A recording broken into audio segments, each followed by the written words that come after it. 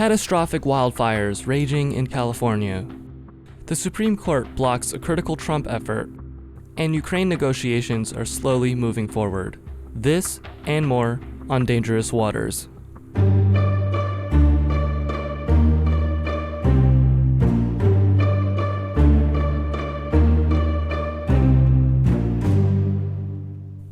This is the Dangerous Waters podcast, where we dive deep into dangerous waters. I'm your host, Alex, and let's get right into the stories. Our first one comes from California. This is a huge event. I'll be honest, when I first saw this, I thought it was just going to be a nothing burger. It is about the catastrophic wildfires going on in the state, especially in the Los Angeles area. The largest fire is the Palisades fire, the one that also attracted the most media attention. Over 20,000 acres burned as of today. The Eaton fire, number 2, with 14,000 acres burned. We also have the Kenneth fire, 960 acres burned. Then the Hearst fire, 831 acres burned. And finally, the Lydia fire, 348 acres burned. Now look, when I first saw the news a couple days ago, I thought, it's just another wildfire. Typical day in California, right? Nothing to worry about, nothing to see here. They'll figure it out. No, this is by far probably the worst fire we've seen in modern history in California, and it is only growing. It is only getting worse. The firefighters are unable to control the scene. You have pipes bursting all around. People are not able to get access to water. It has just been an abysmal fight so far against the fires, which are growing. We have potential arson involved in this as well. Hard to say really what exactly started the fires, but considering there's already been an arrest of a man near one of the fires, as well as the proximity of the fires, and you can also look at the time. They started very close with each other. This is just something that's really growing completely out of proportion. We already have a federal response coming in. We have the Pentagon as well as the California National Guard coming in to help curb some of the fire spread. I don't know how effective it's going to be. It's really going to have to be, in my opinion, a strong nationwide effort with firefighters from all over the country to help bring this stuff down. Already we see there have been over 10 people who died, 9,000 plus structures damaged or destroyed, and also a wide-scale looting effort, cartel-run looting as well, in which there are up to hundreds of people rushing into fire-ridden areas and looting the houses as they are going up in flames. We have been seeing reports about this, and it is highly coordinated activity, and most likely they're just trying to salvage whatever they can and sell it on the black market. For our next topic, we have one with some substantial legal implications. This one being the Supreme Court blocking Trump's requests to stop a sentencing for the hush money case in which he was convicted of 34 felonies. This was a 5-4 decision from the court. 4 conservative justices, Alito, Gorsuch, Kavanaugh, and Clarence Thomas, supported Trump's efforts, while Justice John Roberts and Amy Coney Barrett decided to go against the other conservatives and ruled in favor of the New York courts. The majority statement said that they found Trump's concerns to not be significant, considering the planned sentencing of the court already stating that Trump will not face consequences such as jail time or fines. The decision also states that Trump is able to use the current legal process of appeals to appeal against any potential sentencing effort, and it should go through that process first. Now, my personal opinion on this, I think the first rationale of the court doesn't really make much sense. It shouldn't be based on how much it impacts someone's functions as a president. It should really be on principle. And I do actually agree with the second argument here that the appeals process should be used first before last resorting to the Supreme Court. However, this whole case, the way it was set up and the sentencing, Judge Merchan's actions just make it seem like this is a political move against Trump, just so that Trump's critics can say that Trump was technically sentenced for his felonies. Now we have another headline from Trump, this time on the war in Ukraine. Trump said that, quote, President Putin wants to meet and, quote, we are setting it up. So this is really something that's going to happen soon after Trump assumes office, in my opinion. He also says that we're going to have to get this war over with. It's a bloody mess. So there is a level of willingness to come to the negotiating table from both sides. Zelensky even has been really saying Trump has a strong position to possibly end the war, and he supports Trump's efforts in trying to do so.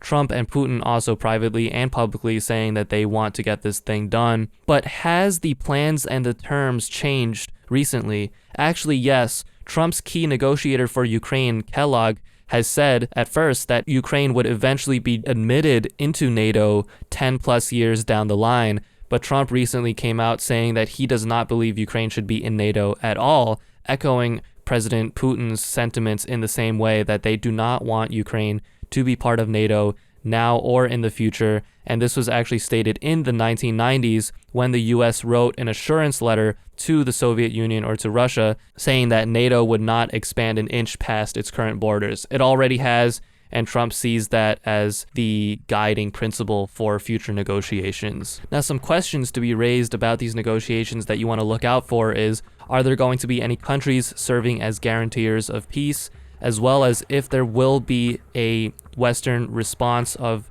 military action or military buildup in certain parts of Ukraine after the war is over, if that's going to be permitted to allow for the defense of Ukraine in a potential future Russian invasion. So we shall see. It's really in the complete early stages right now. Nothing has been agreed upon yet, so it's only just the willingness of the parties to come and meet, and let's hope that they can get something productive done from there and finally end this war.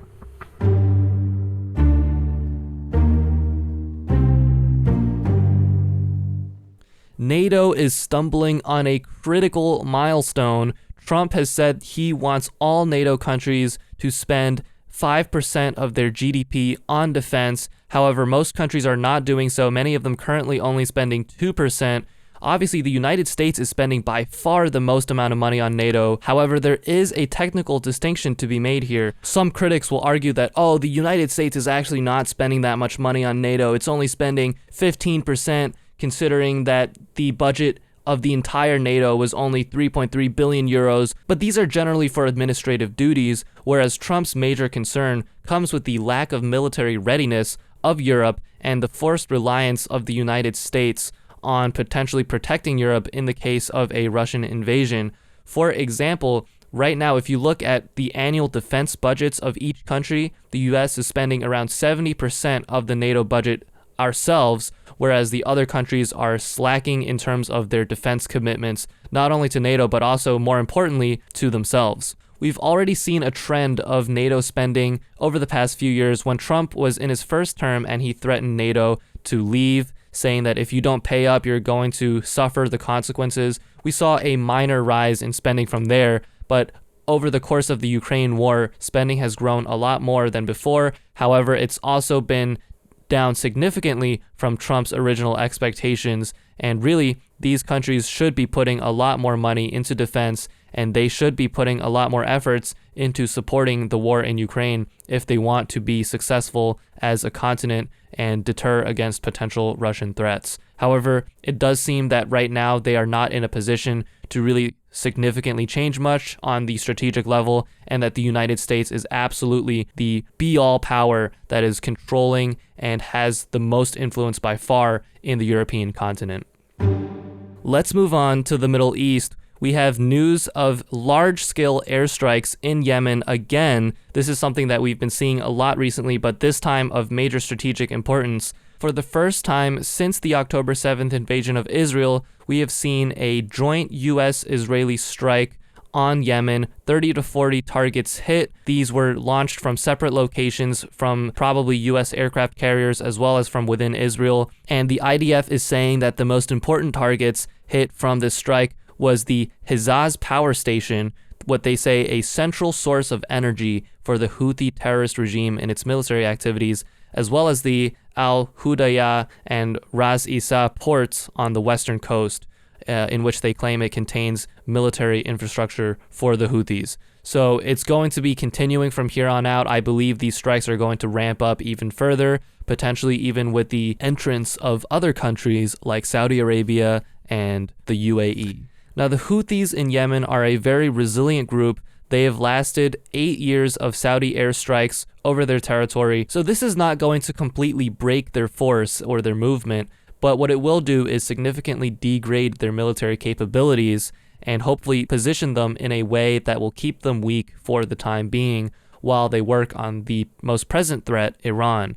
Iran already at this time is nearing a critical juncture in the military development of nuclear weapons. So this is going to be another primary focus of Israel and the upcoming Trump administration in how they're going to handle these events. Already, the Trump administration has said privately that they are willing to bomb Iran. A lot of outcomes could come out of this. At the end of the day, the Middle East is like a delicate spider web. You move a little aspect too far and things could just collapse.